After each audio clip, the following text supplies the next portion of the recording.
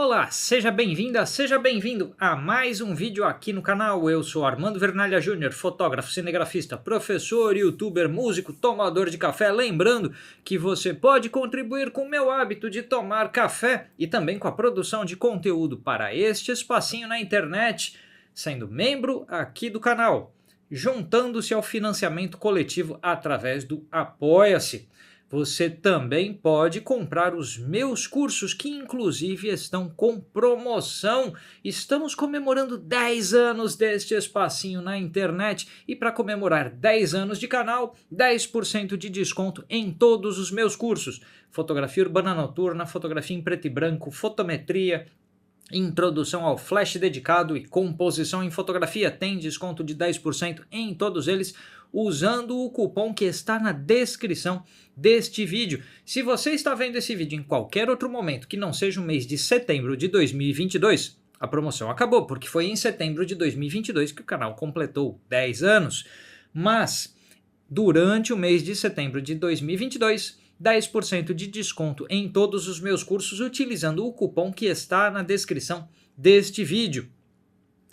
Dá uma chegada lá, você pode adquirir os meus cursos com desconto, conteúdo testado, acesso vitalício, com certificado ao final, com acesso aos grupos de Telegram e WhatsApp para bater papo com todo mundo aí, com alunos e apoiadores que estão nos grupos e tirar dúvidas sobre o conteúdo dos cursos. Então acesso direto comigo e com mais um monte de gente para trocar ideias sobre fotografia. Considere então adquirir os meus cursos. E hoje vamos conversar aqui neste vídeo. Outra coisa que você encontra na descrição aqui é o link para o tripé da KNF, tripé de viagem da KNF. Falei deles no vídeo passado, também tem review desse tripé aqui. É meu tripé para quando eu vou viajar e eu recomendo ele bastante. E tem também o link para o kit de filtros magnéticos da KNF. E se você quer o kit de filtros profissional, que é aquele kit com filtros retangulares, com ND, filtro graduado de densidade neutra e suporte com anéis adaptadores, esse kit aqui também tem o link na descrição. Mas o meu kit de viagem, que é o kit que eu levo para todo lugar, porque é pequeno, compacto, super prático, é esse aqui, o kit de filtros magnéticos. Tem os dois, então conforme a situação eu uso um ou outro, mas em viagem eu costumo levar esse aqui porque ele não ocupa nenhum espaço na mala. Já falei dele no vídeo passado, tem review também aqui no canal e tem link na descrição. Você comprando os produtos com link na descrição dos vídeos que são produtos aí da KNF, você também está ajudando este espacinho na internet, porque são links de afiliado e assim uma pequena comissão é paga para este que vos fala. Vamos lá, minha gente, vamos falar de tempo de exposição na fotografia de cachoeiras.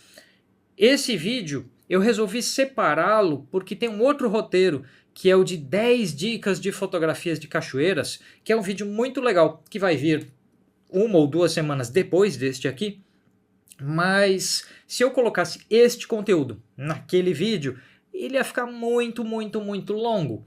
Assim, eu resolvi separar porque este trecho é muito importante. Falar da escolha de tempo de exposição, que muita gente chama de velocidade, tudo bem chamar de velocidade, mas o tempo de exposição, que na sua câmera você pode escolher ele em modo manual, você pode escolher no modo de prioridade de tempo, que é o S na Nikon, na Sony, que é o TV na Canon.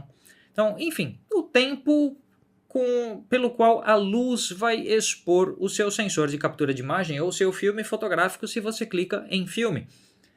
Assim, a escolha do tempo de exposição na fotografia de cachoeiras, que é o que a gente vai falar aqui, mas pode ser na fotografia de absolutamente qualquer coisa que se mova.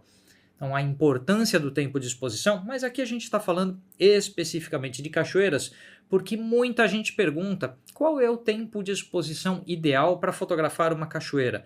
Preciso de um filtro ND para fotografar uma cachoeira? Uso ou não uso o polarizador? Qual ISO eu utilizo para gerar qual tempo de exposição? Eu recebo muitas dúvidas sobre esse tema, porque todo mundo que vai viajar, vai para a natureza, vê uma cachoeira, quer fazer uma bonita foto de uma cachoeira. Cachoeira é sempre um lugar muito legal de fotografar. E assim, o tempo de exposição ele cumpre com uma função importantíssima na estética da fotografia.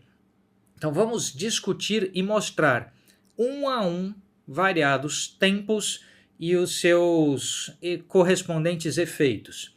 Vamos começar aqui com esta foto, que está em 1 sobre 500 de segundo. Então a fração curtíssima de segundo. Fração de tempo curta o suficiente para que as gotas de água caindo nessa cachoeira congelem no tempo e no espaço. Então elas paralisam o seu movimento, elas não têm registro de movimento, elas ficam totalmente congeladas. Nenhuma cachoeira que eu tenha visto na vida até hoje precisou de um tempo de exposição mais curto do que 1 sobre 500 de segundo, por mais volumosa que fosse a água. Essa cachoeira aqui já era uma cachoeira de bom volume e uma altura de queda bastante razoável, então a água atinge uma boa velocidade na queda. E com 1 sobre 500 de segundo a gente tem a ação totalmente paralisada. Podemos ser preciosistas e imaginar que uma cachoeira muito volumosa e muito alta pode exigir um tempo de exposição de talvez 1 sobre 1000 de segundo para congelar o seu movimento, mas não vai além disso. Aqui a gente está, essa foto foi clicada com a RF 85mm da Canon. Eu falei do meu kit de viagens no vídeo passado, dá uma chegada lá. E todas essas fotos são sem filtro, sem polarizador, sem ND, só com UV na frente da lente para proteger ela dos próprios respingos, né? Então, eu quero mostrar aqui o que é possível de ser feito sem nenhum filtro. Então, 1 sobre 500 de segundo em f4 e ISO 400. Veja que a abertura foi bastante aberta e o ISO já começa a ficar elevado para atingir 1 sobre 500 de segundo, porque boa parte dessa cachoeira estava na sombra, e mesmo estava ali, era meio-dia, tá? Debaixo de sol de meio-dia, mas grande parte dessa cachoeira estava na sombra. Por essa razão, essa escolha de tempo já sacrifica a profundidade de campo ou ISO. Se você quiser aumentar a profundidade de campo para obter uma nitidez em vários planos maior, você vai ter que sacrificar cada vez mais o ISO, ou escolher outro horário para fotografar, em que a luz seja mais favorável e assim por diante.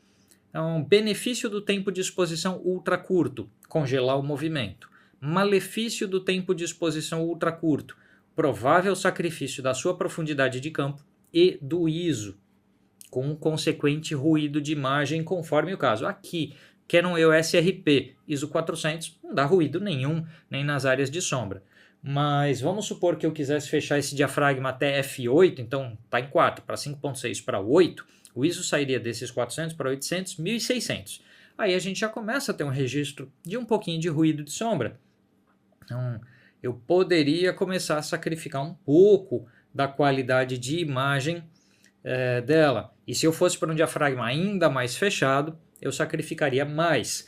Assim, 1 sobre 500 é um tempo muito interessante para obter esse registro visual da água totalmente parada no espaço, mas com esses possíveis sacrifícios de profundidade de campo e de ISO, né, de ruído de imagem. Mas eu acho especialmente interessante o efeito visual que isso causa.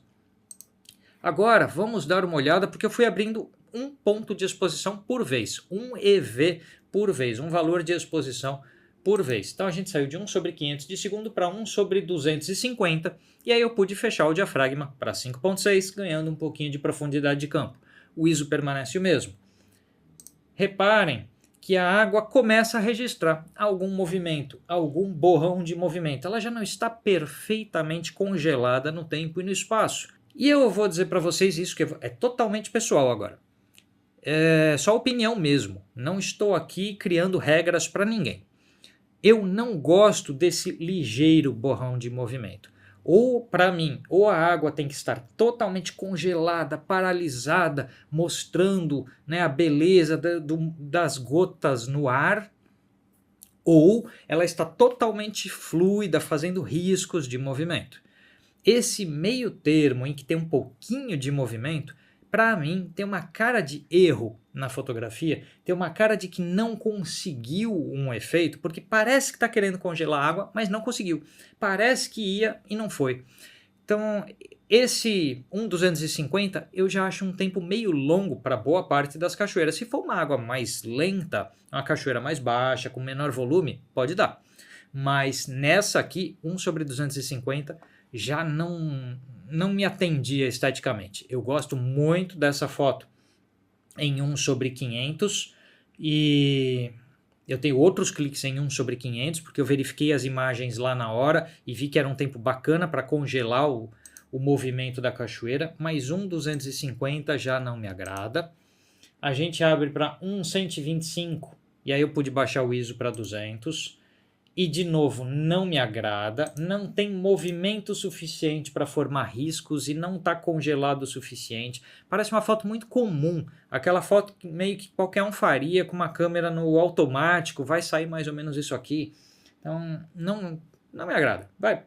Se agrada a você, tudo bem também, porque fotografia é livre.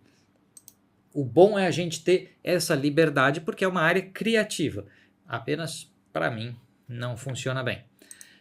1/60 de segundo. E aí pude fechar o diafragma para um diafragma mais ideal em fotografia de paisagens, que é f8. E a gente começa a ter um risco na água mais bem definido. Ainda não bom, ainda não bonito, ainda não ideal, mas melhor do que as fotos anteriores. Então já não fica tanto com uma cara de erro, na minha opinião. E veja, tudo isso sem filtro, tá? Então o registro de movimento não necessariamente depende de filtros ND e filtros polarizadores. Depende da sua escolha de abertura, tempo e ISO. Então a pessoa fala assim, eu não tenho filtro ND, eu não consigo aquela foto com a água borrada de movimento. Consegue sim, tanto que a gente vai além aqui. Olha, a gente ainda está em ISO 200 em f8, ou seja, tem margem para baixar o ISO, tem margem para fechar diafragma. Consequentemente, tem margem para tempo de exposição. Então, essa foto eu já acho bastante interessante. Vamos além. F11, então um diafragma ideal para fotografia de natureza, ISO 200, 1/30 de segundo. E a gente tem um registro de movimento nessa água bastante bonito, um registro de movimento bem interessante. Vamos pegar esse canto aqui. Olha como as gotas d'água formam riscos, vão desenhando a cena. Essa é a graça da exposição mais longa numa fotografia de cachoeira. Permitir que a água vá criando desenhos, vá criando riscos. Se a gente olhar mais aqui embaixo, aqui já é o trecho onde a água está mais lenta, né? Porque ela bate nas pedras e vai perdendo velocidade. E aí não está tão ideal, não está tão bacana com esse 1/30 de segundo. Ou seja, o tempo que já resolve bem a queda da água não resolve tão bem a parte da corredeira aqui. Vamos além, 1/15 de segundo, agora com diafragma 16. A queda d'água está muito bonita com 1/15 de segundo. E não é um tempo suficiente para que as folhas se movam com o vento. Então já a paisagem está estática, mas a água se move bastante. Tá? Tem bastante risco de movimento de água. E aqui embaixo, na corredeira, está ficando melhor, está chegando num ponto mais legal, mas ainda não tão bom. Vejam que eu gostei bastante da foto em 1/500 de segundo, mas as fotos intermediárias não me agradaram tanto. Vamos além e vamos para 1/8 de segundo, aí o ISO baixou para 100. Ó, aqui na corredeira a gente já tem um registro de movimento bonito, a água, a espuma branca vai formando riscos, tá? Bem interessante isso. E a queda d'água com uma aparência de volume de água muito boa. Então esse tempo de exposição, 1/8 de segundo, com ISO 100, com f16 de diafragma, ou seja, uma regulagem perfeitamente possível, sem absolutamente nenhum filtro, já resolve uma exposição muito boa numa cachoeira de bom volume como essa aqui. Se for uma coisa mais mirradinha, assim, menorzinha, talvez não resolva. Mas vejam que a própria corredeira já tem um desenho bonito aqui. Vamos um pouco além? Baixei o ISO para 50. Nem toda câmera vai ter essa opção. As câmeras têm a regulagem do L, o Low, que é no caso da Canon 50. Alguns modelos da Nikon têm o L1 e L2, que é ISO 64 e ISO 32, por exemplo, a D810 tem isso, acho que a D850 também, entre outras. E tem câmeras que têm essa opção. Tem alguns modelos da Fuji, que aí o ISO mais baixo é 160 e o L é o 100. aí cada um vai ter que ver. Então, ISO 50 já, porque a gente já está em diafragma 16, tem lente que nem fecha mais do que 16, a gente já entra naquela fronteira que aqui ou pouco além disso, talvez seja necessário o uso de filtros. Um ND de 1 ou 2 pontos, um polarizador, porque um polarizador ele tira entre 1 e 2 pontos de luz. Então a gente já está numa fronteira que eu fui capaz de fazer com a EOS RP, porque ela tem o ISO 50, mas que não seria capaz de fazer em câmeras cujo ISO base seja 100 ou 200, como alguns modelos que tem no mercado. Mas para esse modelo aqui, com 1/4 de segundo, diafragma 16, ISO 50, a gente tem esse movimento absolutamente perfeito da água, riscos muito bonitos na parte da queda mesmo, então está muito bem desenhada a cachoeira. Temos profundidade de campo aos montes, temos também o registro de um pouco de vento que aconteceu nos galhos de árvores, eles ficaram um pouco tremidos, isso é abaixo do ideal talvez. E um registro aqui da corredeira bastante bonito. Então essa regulagem já seria uma regulagem bastante boa, que a única coisa que me desagrada é que bateu um pouco de vento na vegetação. E vamos ver a última foto da sequência, onde eu fui para f22, que seria uma abertura já não ideal, porque a gente tem um pouco do registro de difração da luz acontecendo, a queda de nitidez por difração. Eu discuti isso num vídeo, a gente tem um vídeo no canal só sobre a queda de nitidez por difração, que eu não acho um problema grave. Por quê? Se eu estou sem filtro no lugar e preciso chegar num certo tempo de exposição, é melhor ter o f22 e chegar no tempo de exposição. E pronto, sabe? E lida com a nitidez depois na pós-produção. E tudo bem. Então a gente pode ter uma pequena perda de nitidez por difração. Mas ó, eu estou dando zoom aqui e veja que o vento tinha parado nos galhos, então os galhos estão perfeitamente estáticos. A água segue com um movimento muito bonito, né? Meio segundo, né? 0,5 de segundo. E a corredeira aqui embaixo também está muito bonita. Então, sem necessidade de empilhar várias fotos com regulagens diferentes, sem necessidade de um filtro qualquer que seja, eu consegui chegar numa cachoeira que está boa parte dela na sombra e não no sol. Se estivesse no sol, eu não chegaria nessas regulagens. Então, dentro das condições que eu tinha ali, eu consegui meio segundo, 22 de diafragma, ISO 50 e este resultado estético. O que eu quero concluir com isso aqui que eu estou mostrando para vocês? A maioria das pessoas não precisa de um filtro para conseguir longas exposições numa cachoeira. Apenas um horário em que o local está mais sombreado já permite uma exposição suficientemente longa para o efeito de movimento da água. Então, se o que você busca é congelar o movimento da água, isso é mais fácil, porque você vai conseguir tempos de exposição mais curtos e quanto mais sol tiver, melhor para você. Com o possível sacrifício do ISO, com o possível sacrifício da profundidade de campo. Já se você quer borrão de movimento na água, registro do movimento, aí meio segundo com um diafragma de 22 e um ISO 50 já tem um registro muito bom de movimento numa queda d'água razoavelmente volumosa como essa. Quando você passa a precisar de um filtro ND, então eu tenho lá os filtros aí da QNF Concept que eu já falei para vocês, você passa a precisar do ND quando você quer ir mais longe do que essas fronteiras. E depois eu vou fazer um vídeo falando um pouco do ND e do exagero de movimento de água, porque aí muitas vezes alguém pega um ND 1000, um ND 1000 nessa situação aqui já joga o tempo de exposição direto para 30 segundos ou mais. E aí você tem tanto esfumaçamento de movimento da água que você perde um pouco a definição dos movimentos, desses risquinhos, desse traçado da água. Passa tudo a virar um grande borrão, né? Um creme branco, mais do que uma água escorrendo, passa a ter uma estética de um leite, de um creme, de alguma coisa assim, o que, no meu entender, é abaixo do ideal para a estética de uma cachoeira. Aí vai do gosto de cada um. Também começa a ter o problema de vento que mexe a vegetação muito e cria outros borrões ali na sua cena, que não só o da água. Então, um ND de 1 ponto, de 2 pontos, até um ND de 5 pontos, são NDs muito úteis para uma fotografia de cachoeiras. Porque uma cachoeira que estivesse debaixo de sol ia fechar essa minha exposição em talvez 2 ou 3 pontos, ou até 4.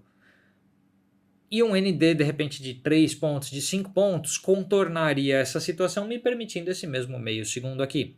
Eu não quero fechar o diafragma em 22, eu quero ficar lá em 11. Tá bom, esse ND de 5 pontos, até 7 pontos, vai resolver legal a situação. Eu não tenho ISO 50. Então, conforme a situação, você vai precisar de um ND aí que esteja entre 1, 2, 3, 4, 5 até 7 pontos. Se você precisa de um ND de 1 ou 2 pontos, talvez seja só mais fácil usar um polarizador, porque ele já cumpre com essa função. Tudo bem que vai mexer na saturação das cores também, nos reflexos da água também, então pode não ser desejável.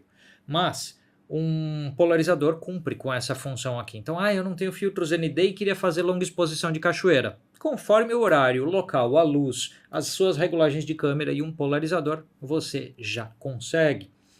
Mas o que eu queria mostrar com esse vídeo é a diferença da curta exposição que congela movimento até a longa exposição que borra movimentos, opções estéticas que você tem. Eu gosto especialmente da curta exposição numa cachoeira, em que mostra a força dessa água, gota por gota dela, voando no ar.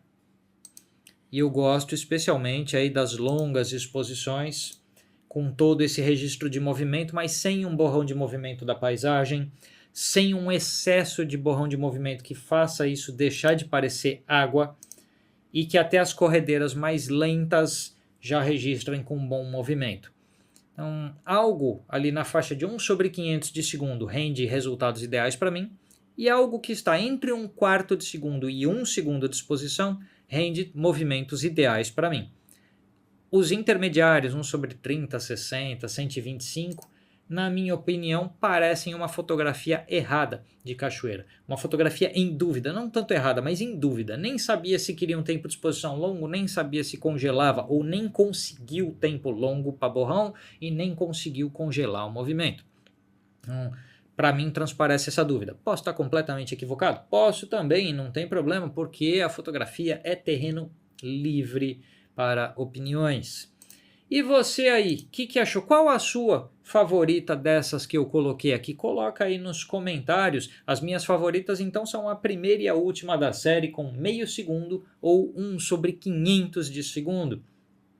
E as intermediárias acabaram não me agradando tanto para esta cachoeira, para esta situação de luz. Coloca aí qual foi a sua favorita. Você já fotografou cachoeiras? Como é que foi? Conta aí sua experiência nos comentários e vamos conversando. Lembrando que você pode adquirir meus cursos com desconto. Na descrição tem link e tem o cupom. Lembrando também que você pode ser apoiador participando do financiamento coletivo deste canal no Apoia-se ou sendo membro aqui do canal e comprando os meus cursos mesmo. A gente se vê no próximo vídeo, pessoal. Até mais!